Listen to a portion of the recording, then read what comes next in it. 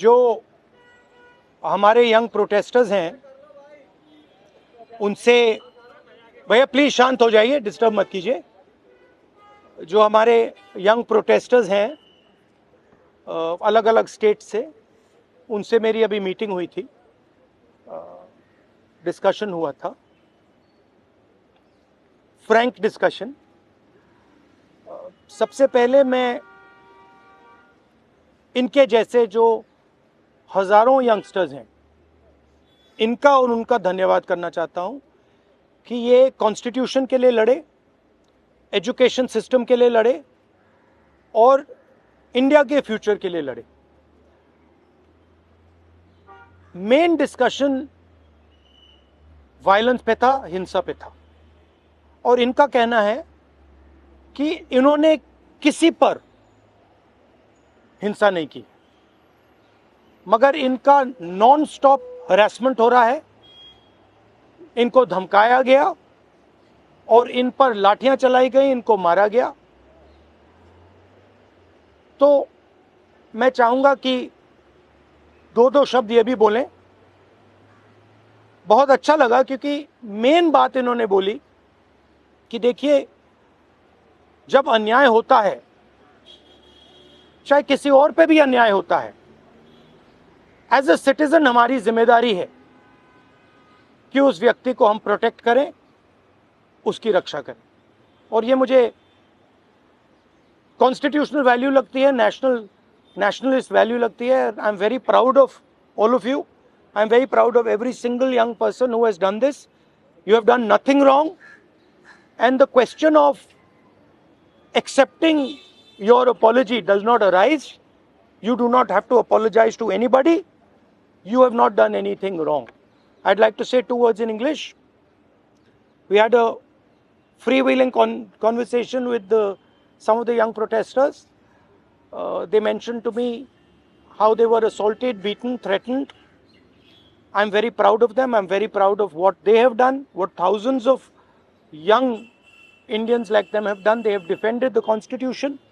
They have protected the idea of India. They have protected India's future. Complaining about the education system, which is a flawed system, a collapsing system, a useless system, is not a crime. If anything, the system needs to be changed. It needs to be corrected. And that is all they were asking for. They were not doing violence, they were not being aggressive, they were not being nasty. They were beaten, they were assaulted, they are threatened. Accepting their apology, forcing them first, sending gundas to their house. महिलाओं के घर में गुंडा भेजने के बाद forcibly उनसे apology, 15 साल की बच्ची से अपॉलॉजी लेना और फिर उस अपॉलॉजी को एक्सेप्ट करना, accepting that apology is complete nonsense. We do not accept it.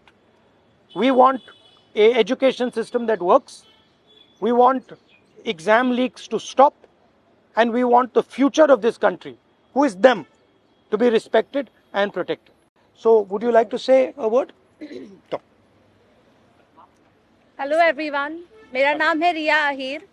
मैं वो लड़की हूँ जो मुंबई पुलिस के सामने आ गई थी. यू गाइस से कि ये वो लड़की है जो वायरल हो गई है, जिन्होंने मुंबई पुलिस को रोका था. बट मैं मीडिया से ये कहना चाहूंगी, मैं वो लड़की हूँ जिन्होंने 20 बच्चों को अनलॉफुली डिटेन होने से रोका था. Please change your narrative, change your perspective. पर जो भी मैंने किया उसकी वजह से मुझे बहुत हरास किया जा रहा है. ट्रोलिंग नहीं बोलूंगी मैं, क्योंकि ये ट्रोलिंग नहीं है, ये क्राइम है. और सिर्फ यही नहीं, जनता ही नहीं बल्कि पार्टी वर्कर्स भी अभी अपने फेसबुक पर पोस्ट लगा रहे हैं, मेरे बारे में गलत बोल रहे हैं कि मैं जो कुछ भी कर रही हूँ 140 रुपीज़ में अपनी बॉडी बेच रही हूँ. सर, आप खुद ही सोचिए, उनके दिमाग में ऐसा कितनी गंदगी भरी रहेगी कि वो ये बोल रहे हैं. 27 को मैंने क्राइम रजिस्टर करवाया था. आज 5 तारीख है, मेरे हाथ में अभी तक FIR नहीं आया है. ना ये बेटियों को पढ़ने दे रहे हैं, ना ये बेटियों को बचने दे रहे हैं. मैं बस आपसे इतना कहना चाहूंगी कि एज मीडिया हमारी सबकी रिस्पॉन्सिबिलिटी होती है कि जिन बच्चों के लिए मैं खड़ी थी अब वो मेरे लिए खड़े हैं. एज ए सिटीजन हमारी भी रिस्पॉन्सिबिलिटी है कि एक दूसरे के लिए हम खड़े रहें. Thank you. एक सेकंड. हेलो, इनके बारे में मैं कहना चाहता हूँ. इनको पैलेट गन इंजरी हुई थी. ये थोड़ा आपको बताएंगे कि कहा जा रहा है कि पैलेट गन यूज नहीं की गई. ये आपको थोड़ा बताएंगे. मेरा नाम नूतन टोप्पो है और मैं झारखंड से बिलोंग करती हूँ। और प्लेट गन मैं अपने आँखों से देखी थी कि हमारे साइड गन पॉइंट किया हुआ था, और जैसे ही मैं मुड़ती हूँ ऐसे पीछे से मुझे गन फायर किया गया। और मुझे पता, अच्छी तरह से पता है, मुझे गन से ही फायर में लगी है, प्लेट गन से ही लगी है, बस मुझे ये पता है। पर जब जब देश में जंतर मंतर में 20 तारीख और जब जब अन्याय के खिलाफ हमें खड़ा होने का मौका मिले, हम खड़ा होंगे जरूर। मैं फरानाज उत्तर प्रदेश से आई हूँ। मैं एज अ ग्रेजुएशन स्टूडेंट हूँ, लेकिन हम जब 20 तारीख को जंतर मंतर पे एकदम पीसफुल होके प्रोटेस्ट कर रहे थे, ये पुलिस के गुंडे बहुत बुरी तरीके से हमको मारे। इतने बुरा इंजर्ड करने के बाद में ये लोग हम लोगों पे ये बोलते हैं कि अगर आप कार्रवाई करोगे तो हम लोग भी डायरेक्ट कार्रवाई करेंगे। देन उसके बाद भी जब इनसे ये नहीं बना तो ये लोग कहने लगे, ये पुलिस का कहना था कि इनका नाम, क्योंकि मुसलमान नाम से इन लोगों ने जज किया कि मैं फरानाज। पहले इन्होंने मुझे मारने के बाद बस में बिठाया, 3 घंटे तक लिटरली रखे, और फिर उसके बाद बोलते हैं कि नाम क्या। मैंने कहा फरानाज। इनकी लिस्ट अलग बनाई जाएगी क्योंकि ये लोग देशद्रोही हैं। तो सर, अगर हम लोग शांति से प्रोटेस्ट कर रहे हैं, क्या हम देशद्रोही हैं? क्योंकि हम लोग नॉर्मल लगा रहे थे वंदे भारत और भारत माता की जय, उसके बावजूद भी हम लोग को मारने के बाद देशद्रोही बोलते। तो ये इन्होंने हमारे साथ किया। उसके साथ साथ सोशल मीडिया पे लगातार आ रहा है कि अरे ये लोग सिर्फ देशद्रोही पना करने गए थे। तो मेरा यही कहना है कि अगर आप लोग इस तरीके से करते रहोगे, लेकिन हम लोग बाज नहीं आएंगे। हम हक के लिए, अपने देश के लिए हमेशा खड़े रहेंगे। जय हिंद, जय भारत। मेरा नाम भरत बानाइत है। मैं नागपुर से आया था, जो जंतर मंतर के लिए प्रोटेस्ट किया था। उस प्रोटेस्ट में मैं 20 जून से था, पर 20 जुलाई को हुआ वाकया, तो हमने धर्मेंद्र प्रधान के लिए जो इस्तीफा मांगा था, उस इस्तीफे के लिए इन्होंने इतना अत्याचार किया, इतनी बर्बरता की। शायद हमने अमित शाह का इस्तीफा मांग लिया होता तो इन्होंने हम पे सीधा गोलियां चला दी होती, बॉर्डर बना दिया होता जंतर मंतर को। मुझे इस तरीके से लगता है, क्योंकि हमने जो सहा है, मैंने खुद कई बच्चों को एम्बुलेंस में डाला, जो ब्लीडिंग हो रही थी, उनसे ब्लीडिंग हो रही थी। मैंने उनको डाला तो सामने जाके उनको रोका गया था। उनको रोकने के बाद उनको फिर जिनके सर पे लगी थी उनके पैर तोड़े गए, और जिनके पैर टूटे थे उनके सर फोड़े गए, हाथ तोड़े गए। मतलब इस तरीके का वाक्य हमने देखा, और अभी तक जिंदगी में मैंने ये ऐसा दिन कभी मैंने अपने जिंदगी में नहीं देखा। और ये मेरे जिंदगी का ब्लैक डे था, और ये जिंदगी में किसी के नहीं आना चाहिए। इसलिए सबने एक साथ सब खड़े हुए, और जैसे मुझे मारा गया तो लोग मुझे देख के आए। पर अभी हमें लगता है कि उस दिन अगर हम रुकते नहीं जंतर मंतर पे, तो ये लोकतंत्र का आखिरी दिन होता। यही मैं कहना चाहता हूँ। धन्यवाद। हाय एवरीवन, मेरा नाम मुस्कान है। मैं ज़्यादा कुछ नहीं बोलूँगी, मैं बस इतना बताऊँगी that I was one of the peaceful protesters at Delhi Jantar Mantar.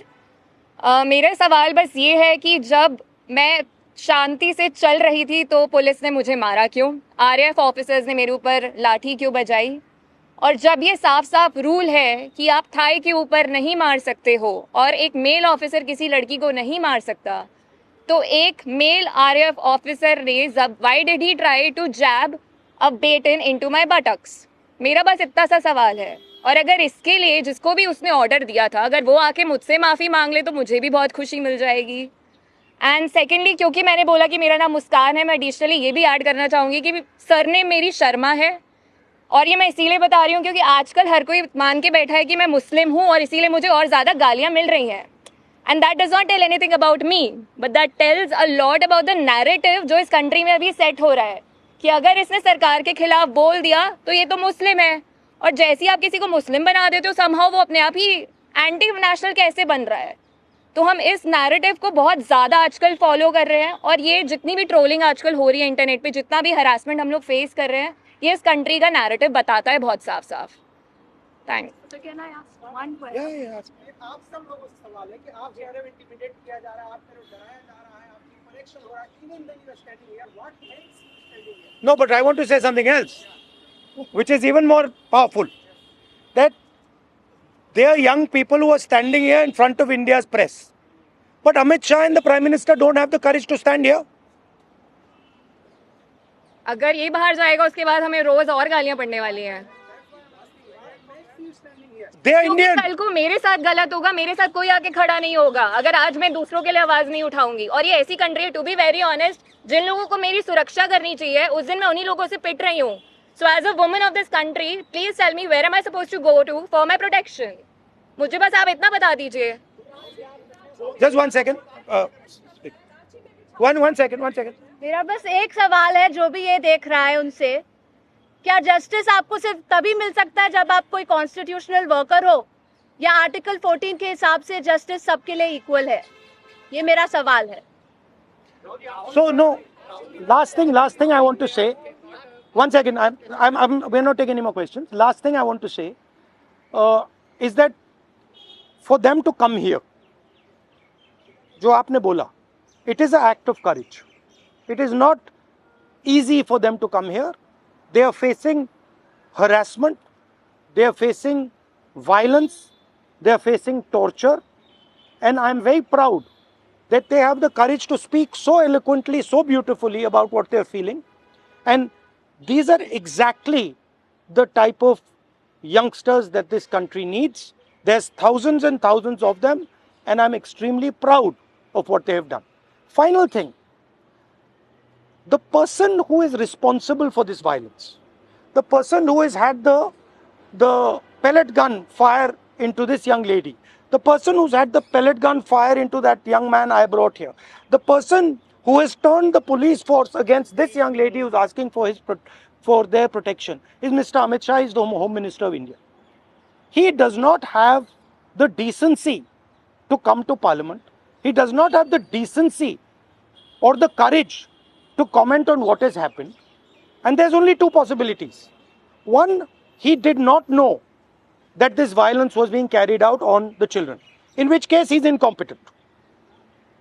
And two, that he ordered the shooting of the pellet gun, he ordered the violence on these children, on these youngsters, which means he is culpable. Either way, he is responsible. Thank you very much, and thank you very much for coming. All the best. Thank you.